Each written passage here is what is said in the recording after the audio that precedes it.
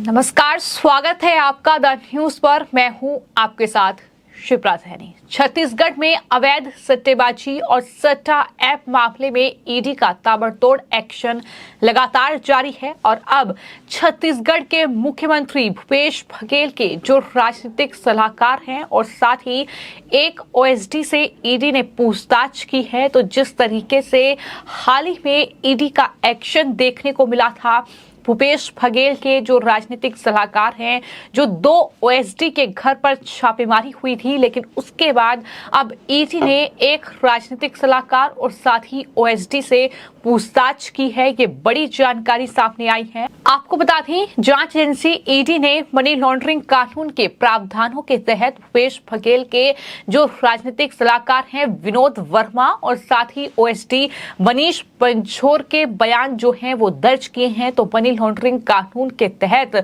उनसे ये पूछताछ की गई है और इस एक्शन से अब छत्तीसगढ़ के मुख्यमंत्री भूपेश बघेल जो हैं वो जाहिर तौर पर बौखलाए हुए हैं, चूंकि ये अवैध सट्टेबाजी का खेल छत्तीसगढ़ में चल रहा है। और इस पूरे मामले में अगर जो मुख्यमंत्री कार्यालय हैं उसके अधिकारी पर जांच आ रही है, तो जाहिर तौर पर छत्तीसगढ़ के मुख्यमंत्री भी डरे हुए फिलहाल दिखाई दे रहे हैं, क्योंकि उनका बयान कम से कम यही बता रहा है और उन्होंने जो बयान दिया है वो बेहद चौंकाने वाला है। भूपेश बघेल ने यह कहा है कि छत्तीसगढ़ की गलियों में कुत्तों से ज्यादा ईडी घूम रही है और मैं डरने वाला नहीं हूं। ये भी भूपेश बघेल का बयान सामने आया है। आपको ये बता दें कि हाल ही में मुख्यमंत्री बघेल का जन्मदिन था और उस मौके पर ही ईडी ने वहां पर एक्शन लिया था। जो भूपेश बघेल के ओएसडी हैं 2 और साथ ही उनके जो राजनीतिक सलाहकार हैं विनोद वर्मा, उनके घरों पर छापेमारी हुई थी, जिसमें कई तरह के दस्तावेज ईडी ने जब्त किए थे। साथ ही इस पूरी ऐप से जुड़े कुछ डॉक्यूमेंट जो थे वो भी ईडी को हाथ लगे थे और यही वजह रही कि ईडी ने अब इस पूरे मामले में भूपेश बघेल के ओएसडी और साथ ही उनके राजनीतिक सलाहकार से पूछताछ की है। आपको ये बता दें कि ये जो पूरा मामला है ये छत्तीसगढ़ में एक महादेव ऑनलाइन बुक नाम की जो अवैध सट्टेबाजी ऐप है उससे जुड़ा हुआ है और इस मामले में 4 लोगों को पहले ही गिरफ्तार किया जा चुका है।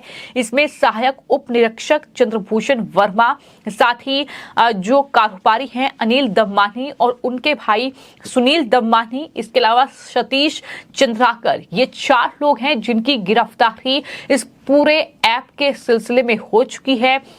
ये ऐप जिस तरीके से युवाओं को वहां कहीं ना कहीं सट्टेबाजी के इस खेल में धकेल रही है और कई हजार करोड़ रुपए का जो मुनाफा है वो अब तक इस ऐप ने कमाया है। तो ऐसे में इस ऐप को लेकर ईडी पिछले लगभग 1 साल से कार्रवाई कर रही है, लेकिन अब ये कार्रवाई के एक्शन जो है अब और तेज होता दिखाई दे रहा है और यही वजह है कि लगातार इस छापेमारी को लेकर मुख्यमंत्री भूपेश बघेल के बयान सामने आ रहे हैं। क्योंकि छत्तीसगढ़ में अब कुछ ही महीनों के बाद विधानसभा चुनाव होने हैं, तो ऐसे में मुख्यमंत्री बघेल जो हैं इसे राजनीतिक कार्रवाई बता रहे हैं। उन्होंने ये कहा कि 15 सालों तक सत्ता में जो है बीजेपी छत्तीसगढ़ की रही, लेकिन अब जिस तरीके से छत्तीसगढ़ की जनता ने उन्हें बाहर का रास्ता दिखाया 15 सीटें देकर, तो ऐसे में बीजेपी बौखलाई हुई है और किसी भी तरीके से वो चुनाव जीतना चाहती है। ये तमाम आरोप जो हैं वो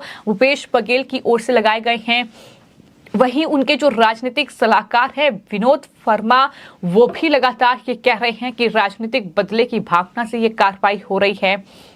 लेकिन वहीं अब जो बघेल का चौंकाने वाला बयान सामने आया है, उन्होंने किस तरीके से जांच एजेंसी ईडी जो घोटाले के सिलसिले में इस अवैध सट्टेबाजी ऐप के सिलसिले में छापेमारी कर रही है, जो आरोपियों की गिरफ्तारी कर रही है और ये वो कह रहे हैं कि छत्तीसगढ़ की गलियों में कुत्तों से ज्यादा ईडी घूम रही है। तो इस तरीके का बयान एक मुख्यमंत्री की तरफ से आना जाहिर तौर पर इस बयान को लेकर अब कहीं ना कहीं खूब राजनीतिक हमले जो हैं वो छत्तीसगढ़ के मुख्यमंत्री पर हो सकते हैं बीजेपी की ओर से, क्योंकि ये बयान उनकी तरफ से दिया गया है। आपको ये भी बता दें कि भूपेश बघेल के ओएसडी आशीष वर्मा के घर पर हाल ही में जब छापेमारी हुई तो वहां पर ईडी की टीम पर हमला भी किया गया। उनकी गाड़ी में तोड़फोड़ का मामला भी दर्ज किया गया है। तमाम तस्वीरें सामने आई हैं जब ईडी की टीम को निशाने पर लिया गया। लेकिन ये पूरा मामला ऑनलाइन सट्टे वाली ऐप से जुड़ा हुआ है और इस ऐप के सिलसिले में ही लगातार ईडी जो है वो जांच कर रही है। हालांकि मुख्यमंत्री इसे एक साजिश करार दे रहे हैं, लेकिन ईडी के अधिकारियों की ओर से ये लगातार कहा जा रहा है कि इस पूरे ऐप के मामले में जो जांच उनकी चल रही है, दरअसल इसमें कई चौंकाने वाले खुलासे हुए हैं, क्योंकि ये इस पूरे मामले की जांच में ही खुलासा हुआ है जो अधिकारियों की ओर से अनुमान लगाया था कि पिछले एक साल में महादेव ऐप के जरिए 5,000 करोड़ रुपए का लेन देन हुआ है और इसका संचालन जो है वो छत्तीसगढ़ से ही हो रहा है। छत्तीसगढ़ सहित कई राज्यों में इसके 30 सेंटर थे और हर सेंटर से करीब 200 करोड़ रुपए का लेन देन किया गया था।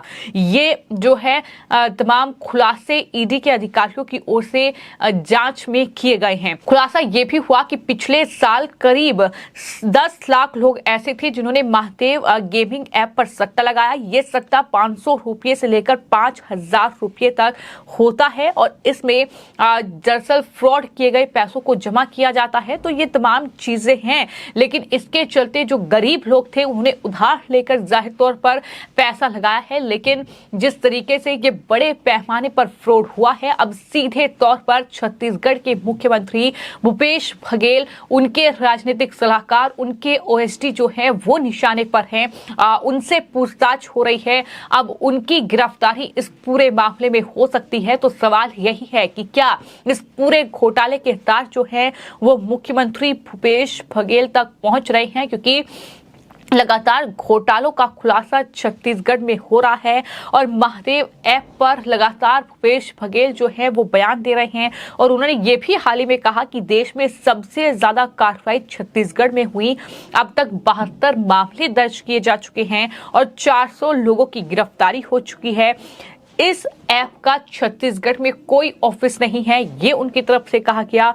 इसके बावजूद राज्य सरकार की ओर से इस मामले पर भरपूर कार्रवाई हुई है। तो ये बयान जो है वो छत्तीसगढ़ के मुख्यमंत्री दे रहे हैं कि हमने तो इस पूरे मामले में कार्रवाई की है। हालांकि वो ये भी कह रहे हैं कि छत्तीसगढ़ में इसका कोई ऑफिस नहीं है, लेकिन ईडी की जांच में ये 5,000 करोड़ रुपए तक के लेन देन का खुलासा हो रहा है और इसमें सीधे सीधे जो सीएमओ है, यानी जो मुख्यमंत्री का कार्यालय है, जो उनके अधिकारी हैं, उनकी संलिप्तता सामने आ रही है।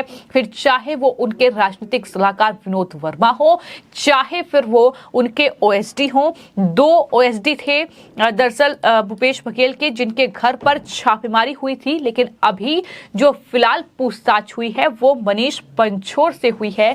मनीष पंचोर का बयान दर्ज किया गया है। इस पूरे मामले में क्या भूपेश बघेल की भी कोई संलिप्तता है, अब ये बड़ा सवाल है और आने वाले वक्त में देखना होगा कि क्या गिरफ्तारी जो है इस पूरे मामले में देखने को मिलती है या नहीं, क्योंकि 4 लोगों को पहले ही अरेस्ट किया जा चुका है। फिलहाल आपकी इस पूरे मामले पर क्या राय है, हमें कमेंट बॉक्स में जरूर लिखें और चैनल को सब्सक्राइब करें। धन्यवाद।